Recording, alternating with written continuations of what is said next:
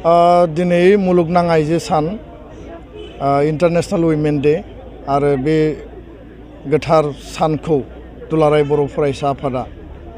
गुबुन गुबुन बोसोराव खुंनाय बायदिनो देग्लाय उदालगुरि कलेजाव दुलाराय बर' फरायसा आफाद आरो उदालगुरि जिल्लाजों जथाय खुंफुंदों। थांनाय बोसोराव जोङो तामुलपुर जिल्लानि कुमारिकाटियाव खुंदोंमोन। बिनि सिगाङाव चिरां जिल्लानि बेंटल कलेजाव आरो आइजोफोरनि गासै बिथिंनि रैखाथि थामोनथा बिथांमोननि जौगानाय आइजोफोरनि जे एम्पावारमेन्टनि बाथ्रा आरो दिनै जोङो फिरफिला बिरबाय फुंनि आर'ज खालामबाय गायदे हेलेना मुंख्लं बिथांमोननियाव जोङो मुसुखायाव बिबार बावदों बड'फानि मुसुखायाव बिबार बावदों। दसे समनि उनाव जोङो समाज आरो हारिनिफ्राय बर' माहारिनिफ्राय कमप्लिटलि उइमेन ट्राफिकिं आइजोफोरखौ लांखारनाय आरो दायना दायनि जि मोनसे फोथायनाय उन्दै बैसोआव हाबा जानाय जौ जुवानि जि थासारि आरो जायखिजाया लेभेलनि आइजोफोरनि सायाव जि मोनसे भायलेन्स हिंसा बा डमिनेन्स बा एक्सप्लयटेसन बेखौ गैया खालामनानै बा बेखौ जिर' डाउन खालामनो थाखाय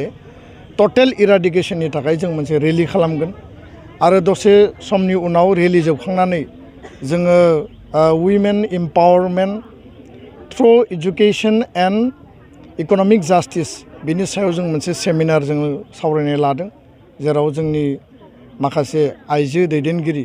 बा रिनाउन्ड माखासे स्कलारफ्रा बेयाव बाहागो लागोन। दा दुलाराय बर' फरायसा आफादा बर' हारिनि थामोनथा रैखाथि बड'फानि आदर्शजों गेरेमसा माहारि दानायनि सार्थआव जोङो इन्टारनेशनेल वुमेन डेखौ दिनै जि आत्ममर्यादानि आइजोफोरनि जि सान आत्मसन्माननि जि सान बेखौ हारियाव गोजोर खालामनो थाखाय बा आइजोफोरनि गासै लेभेलनि जि केपासिटि बिल्डिंनि बाथ्रा दिनै स्पर्ट्सनि बिथिङाव कालसारनि बिथिङाव इडुकेसननि बिथिङाव दिनै मुलुगनां नोङो अख्राङावनो जा एभारेस्ट माउन्ट एभारेस्टआवनो जा दिनै आइजोफोरा जेरावबो दिनै जायगा आवग्रिदों सहैदों एथलेटिक्सनिफ्राय लानानै बिभिन्न लेभेलाव।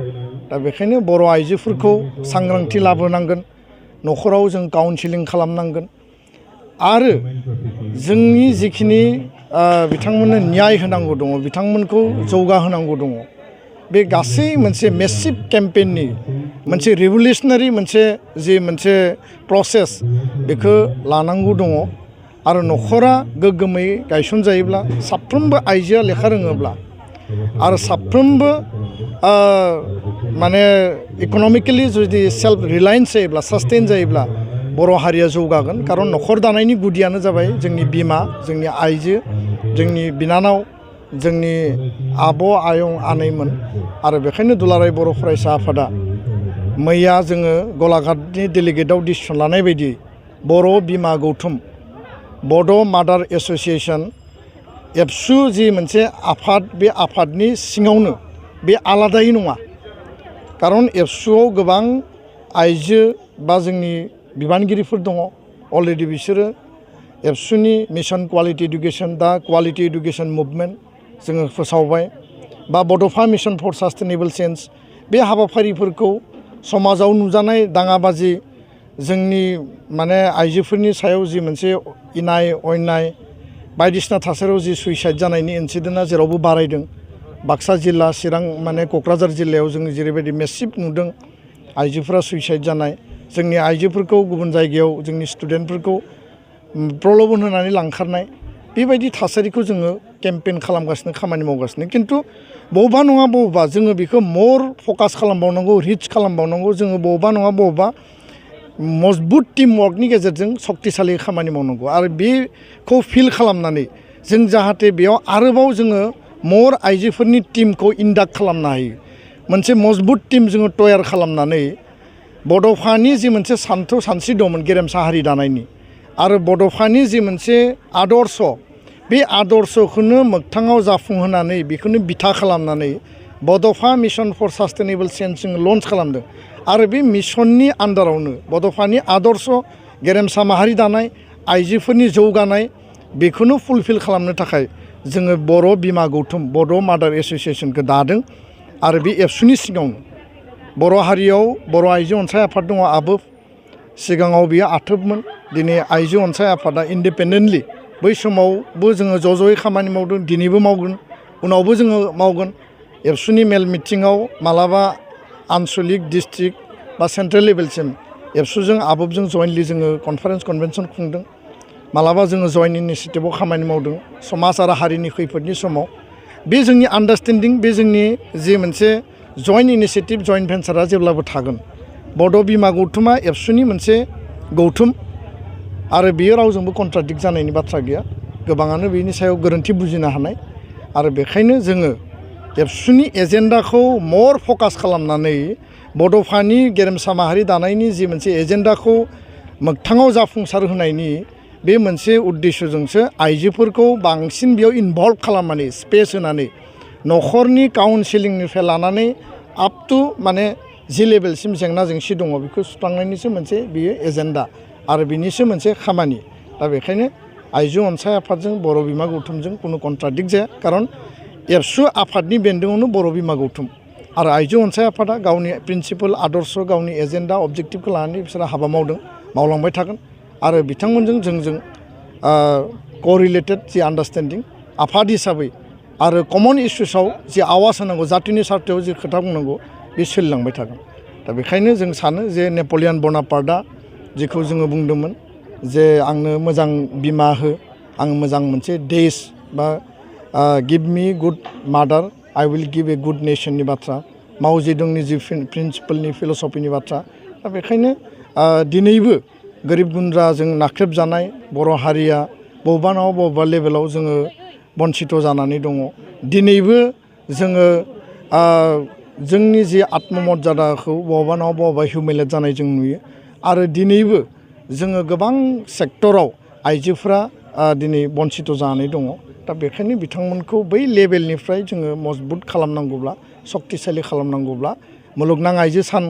खुंनायजोंल' नङा बेखौ जोङो ग्रासरुट लेभेलाव प्रेक्टिकेलाव जों हाबा मावलांनांगोन आरो बर' बिमा गौथुमा दिनैनिफ्रायनो बिथांमोना जिखिनि हाबा मावलांनांगौ इकुवेल केपासिटि आरो इकुवेल मोनसे जास्टिसनि गेजेरजों हाबा मावलांगोन बेखौ जोङो फोसावो बिथांमोननि गुबै हाबाफारिया बर' हारिखौ आबुङै जौगाहोनांगौनि थाखाय न'खर दानाय न'खरखौ जोथोन लानायनिफ्राय लानानै साफा साफा आइजोनि जिखिनि रल जि रेसपन्सिबिलिटि आरो साफा साफा बिमाया बर' हारिखौ जेरैबायदि सक्तिशालि जोथोन लाबोदों बै लेभेलाव जोंनो सोलोंथाइ जिखिनि जोङो लानांगौ मोननांगौ इमप्लयमेन्ट जेनेरेसन आइजोफोरा जोंनि बिनानाव फरायसुलिफ्रा जिखिनि मोननांगौ आरो रांखान्थिबाबो सेल्फ रिलायन्स सेल्फ सास्टेइन जानांगौ गावनो गाव मजबुत जानांगौ दा दिनै सेल्फ हेल्प ग्रुप दङ गुबुन गुबुन माखासे एजेन्सिसफोर दङ बिसोरो प्रेक्टिकेलाव माखासेया मोजां मावदों माखासेया मोजाङै साफिसियेन्टलि मावनो हायाखै बे लेभेलखौबो जों फकास खालामनानै बिथांमोनखौ एवेयार खालामनांगोन बुहुमनि मुलुगनि माने अर्गेनाइजेसनफोरजों कानेक्ट खालामनांगोन आरो गुबुन फारसेथिं सोलोंथाइ एमप्लयमेन्ट जेनेरेसन रांखान्थि जौगानायनि अनगायैबो आं दहाय बुंनाय बायदि जे आइजोफोरखौ लांखारनाय आइजोफोरनि प्रल'भन बर' हारियावनो दिनै माखासे थासारि नुजादों जे हाबा जानाय मानसिफोरा गुबुनजों लांखारनाय आरो गुबुनजों दोनखारलांनाय आरो बेयाव न'खर बायनाय न'खर धंस जानाय बेबायदि थासारिया दिनै बहुद दिनै बारायदों आरो उन्दै बैसोआव हाबा जानाय जोङो नुदों जे गोदो गोबां दङमोन दिनै एसे खमायबाय खिन्थु दिनैबो बबेबा नङा बबेबा कर्नाराव साइलेन्टलि बे सोलिगासिनो आसाम सरकारा स्ट्रिक्ट फकास होदों जे कुनु कारनाव चाइल्ड मेरेज जाया जाय चाइल्ड मेरेज खालामो बियो आयेन भाबै दन्दनीय आरो बे जेलाव थांनांगोन थेवबो दिनैबो दाबो गोरों समाजावबो बेबायदि माखासे थासारि जाखोमानायखौ जों नुदों मबाइलनि गेजेरजों ससियेल मिडियानि गेजेरजों गोबां माखासे खैफोदाव गोलैनाय जों नुदों आरो बेखायनो बे दायना आरो दायनिनि जि बिसास आइजोफोरखौ उइक मोनसे पइन्ट लानानै गथ'फोर आरो आइजोफोरनि सायाव जि मोनसे डमिनेन्स बिथांमोनखौ जि दायनि होननानै जि सन्देह खालामनाय जायो बे मोनसे जि गोथे खोमसि फोथायनाय बेखौ जोङो गैया खालामनांगोन आरो बेखायनो समाजखौ जुदि जोङो गासैबो बिथिंनिफ्राय साइन्टिफिक मोनसे पद्धतिनि गेजेरजों दानांगौब्ला बर' बिमा गौथुमा बिनि माखासे जि एजेन्डा जौ संनानै न'खर संसार सालायनो गोनां जानाय बिनि फेक्टखौ दिहुननांगोन आरो अल्टारनेटिभ लाइभलिहुडनि थाखाय बर' आइजोआ बर' बिमाया जुदि गुतै जिबन जौ संनानैनो जुदि गावनि फिसा फिसौखौ फोरोंनांगौ जाहोनांगौ जायोब्ला बे हारिनि थाखायनो मोनसे लाजिथाव बाथ्रा आरो बेखायनो बेखौ अल्टारनेटिभ लाइभलिहुडनि गेजेरजों खामानि मावनांगोन दा समाजखौ जोङो मोनसे सिस्टेमाव लाबोनांगोन आरो बड'फानि आदर्शआनो बेनोमोन जे गेरेमसा माहारि जानांगौब्ला बर' हारिया जौगानांगोन आरो आइजोफोरा हौवाफोरजों लोगोसे समानै जौगानांगोन हौवाफोरा गासै बिथिङाव जौगाजोब्बाय बे बाथ्रा नङा दिनै किन्तु जोङो समान समान मोनसे परिबेसाव लांनायनि इनिसियेटिभआवसो जोङो आइजोफोरनि स्पेसियेल फकास लानानै खामानि मावनायनि खोथाखौ जोङो सावरायदों आरो थांखि लादों सोर दैदेनगिरि बिथांमोनखौ दैदेनगिरि मिरु आफादाव चिफ कनभेनर जोंहा मानगोनां लीला बसुमतारी बायदियाव लोगोसेनो एबसुनिनो बिबानगिरि डेपुटि स्पिकार बिबारि बर' बिथांखौ डेपुटि चिफ कनभेनर होदों मिरुनि जाय आइजो बिबानगिरिफोर थायो एबसुनि बियो बर' आइजो बे गौथुमाव बर' बिमा गौथुमाव बियो बिबान लागोन आरो जाय चिफ कनभेनर बेखौ जोङो सेनियर मस्ट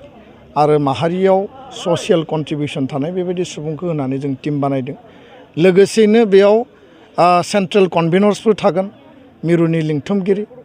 आरो डिस्ट्रिक्ट लेभेल बेयाव 12 जननि मोनसे कमिटि जों तयार खालामदों chief convenor deputy chief convenor central convenor 10 जन आरो डिस्ट्रिक्ट लेभेलाव डिस्ट्रिक्ट कनभेनर थागोन आरो एसिस्टेन्ट डिस्ट्रिक्ट कनभेनर थागोन आरो डिस्ट्रिक्ट मेम्बार थागोन बेयावबो 12 जन जोङो आनसलिक दानायनि खोथाखौ सानाखै जोङो दा प्रिलिमिनारि एबसुनि जिखिनि मावथांखि एजेन्डा दङ गुन गोनां सोलोंथाइनि सोमावसारनाय बड'फा मिशन फर सास्टेनेबल चेन्ज आरो जिखौ बुंबाय आइजोफोरनि थाखाय स्पेसियेल एजेन्डा आरो जेंना सुस्रांनायनि थाखाय स्पेसियेल फकास बे मोननैयानो जोंनि मुल धारा जागोन आरो बेखौ लानानै बिथांमोना खामानि मावगोन जों मालाबा नुनो मोन्दों आइजोफोरनि थाखायबो आइजोनि आफादफोर दादों नाथाय बिथांमोना गावसोरनि थांखिनिफ्राय मालाबा दोरोदनानै थानायखौ जों नुनो मोनो सम आरो थासारियाव बेबायदि जानाया नोजोराव गोलैदों जे आफादफोरा जोनोम जायो आफादफोरखौ जेरैबायदि खामानि मावनायनि स्कप होनांगौ बा आफादफ्रा जेरैबायदि समाजारि जेंना थासारिफोरखौ लानानै एड्रेस खालामनांगौ बेयाव बबेबा नङा बबेबा बे आफादफोरा टाइम बाउन्ड खामानि एक्सन प्लान लानो हायाखै बा सुस्रांनो हायाखै दा बेखायनो बर' हारियाव जिखिनि आफादफोर दङ इन्डिपेन्डेन्टलि गावनि प्रिन्सिपाल आइडिय'लजि गावनि संबिधानजों हाबा मावदों बिथांमोना राइट ट्रेकआव थांनानै हाबा मावनांगौ आरो दुलाराय बर' फरायसा आफादा जोङो गोदान आफाद जोनोम होआखै आरो गोदान आफाद जोनोम होनानै समाज आरो हारियाव जों केवास खालामनो सानाखै जोंनि आदर्श आरो जोंनि सान्थौआ गुवार आरो गोथौ आरो बेखायनो एबसुआ जि खामानिखौ मावबाय थादों बबेबा लेभेलाव मेसिभ आरो बांसिन फकास खालामनानै खामानि मावनांगौनि थाखाय आइजोनि मोनसे टिम बानायदों आरो बे टिमखौनो जों बर' बिमा गौथुम बिमुं होदों बे बर' बिमा गौथुमा गावनि नेम एन्ड स्टाइल डिजिगनेसनजों एबसुनि खामानिखौनो बिथांमोना फकास खालामनानै खामानि मावगोन आरो बे एबसुनि बिबानगिरि जागोन आरो सिनियर मस्ट माखासे ससियेल एक्टिभिस्टफोरखौ लानानै बे टिमखौ जों मजबुतै स्ट्रङै हाबा मावहोगोन गोजोन्थों बेराम आजार जानाय सुबुंफोरनि थाखाय ईश्वर पलिक्लिनिक एन्ड रिसार्च सेन्टारा गोबां खाबुफोर लाबोदों बे ईश्वर पलिक्लिनिक एन्ड रिसार्च सेन्टाराव गोबां बेराम जानाय सोखानो हाग्रा मोजां रोंगौथि गोनां डक्टरफोर दं क'क्राझार सहरनि खारगामि निउ फ्लाइअभारनि साखाथियाव थानाय ईश्वर पलिक्लिनिक एन्ड रिसार्च सेन्टारा गोबां फेसिलिटिज एबा खाबुफोर फोसावदों ईश्वर पलिक्लिनिक एन्ड रिसार्च सेन्टारनि फेसिलिटिफोरानो जाबाय obstetrics and gynaecology general surgery orthopaedic surgery laboratory ultrasonography casualty paediatrics pathology pharmacy laparoscopy surgery NICU x-ray आरो ईश्वर पलिक्लिनिक एन्ड रिसार्च सेन्टारा 24 घन्टा जेब्लाबो खुलायै थागोन लांलाय लाबोलायनि एम्बुलेन्सआबो मोजाङै सार्भिस थागोन निखावरि सुबुंफोरनो ईश्वर पलिक्लिनिक एन्ड रिसार्च सेन्टारा रेहाय होनाय जागोन आरो बेराम आजारफोरखौ बे ईश्वर पलिक्लिनिक एन्ड रिसार्च सेन्टाराव मोजाङैनो देहाखौ फाहामथाय लाफैनो हागोन खम बेसेनाव जायखिजाया समावनो अपारेशन खालामनो हानाय जागोन आबुङै खौरां लाहरनो थाखाय 9395024949 जानबुं नाम्बाराव खौरां लाहरनो हागोन आरो इमेल ishwarpoli30jun@gmail.com आव जगाजग खालामनो हागोन नमस्कार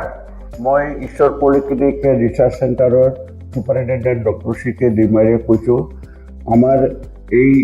ঈশ্বৰ পলিক্লিনিক ৰিচাৰ্চ চেণ্টাৰটো কোকৰাঝাৰৰ খাৰগাঁৱৰ ফ্লাইঅভাৰৰ তলতে এইটো নতুনকৈ আবাৰ স্থাপিত হৈছে এটা